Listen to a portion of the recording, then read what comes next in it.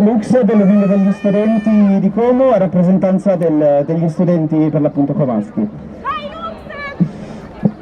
Il 19 aprile del 2021 al liceo Giambattista Vico di Napoli si verifica un inaccettabile atto discriminatorio di natura transfobica ai danni di un compagno di classe transgender che è stato rimproverato con toni aggressivi per aver utilizzato il bagno corrispondente al genere con cui si identifica. A seguito di un secondo episodio, l'alunno è stato convocato dall'ufficio della dirigente, la quale si è rivolta al suddetto utilizzando i pronomi non conformi alla sua identità di genere. Il 25 marzo 2021 Zacari ha ricevuto una nota dalla professoressa per averlo continuamente corretto per i suoi pronomi,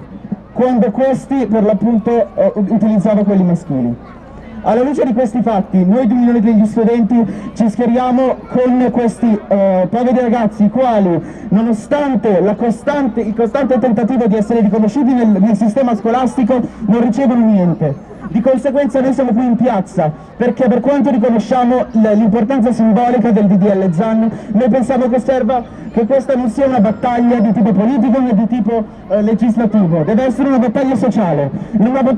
che deve partire soprattutto dalla scuola, perché la disinformazione e l'ignoranza parte per l'appunto nelle scuole. Noi diciamo basta a un sistema di insegnamento sessista che si basa sul binarismo di genere, sulla prevalenza della monogamia e sulla completo tabù e la completa ignoranza da parte degli studenti per via del metodo di insegnamento nei confronti di temi queer. Noi pensiamo che sia importante un'educazione sessuale la quale si vada a rendere importanza a questi temi, i quali purtroppo sono ancora oggi, non vengono ancora oggi trattati nelle scuole. Non è possibile che in una scuola ancora non esista la carriera alias, la quale permette a studenti trans e tutti gli studenti che vogliono cambiare il proprio nome, in quanto si sentono a disagio con il proprio, non possano farlo perché ostacolati dalle leggi. Noi chiediamo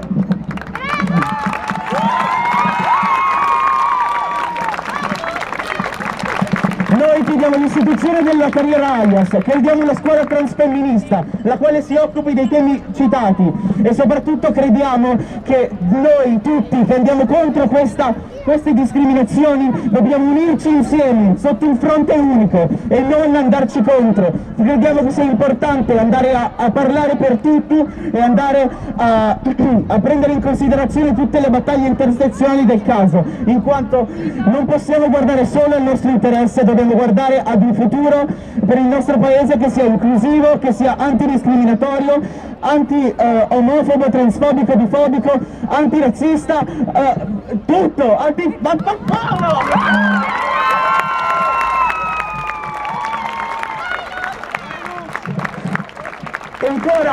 Ancora per finire, io vi vengo a dire qui che noi di DS Como ci schieriamo con le battaglie queer e combatteremo per sempre in prima linea, perché non è possibile che in questo stato ancora noi persone queer siamo guardate come persone di serie B, e noi pensiamo che sia importante che tutti vengano considerati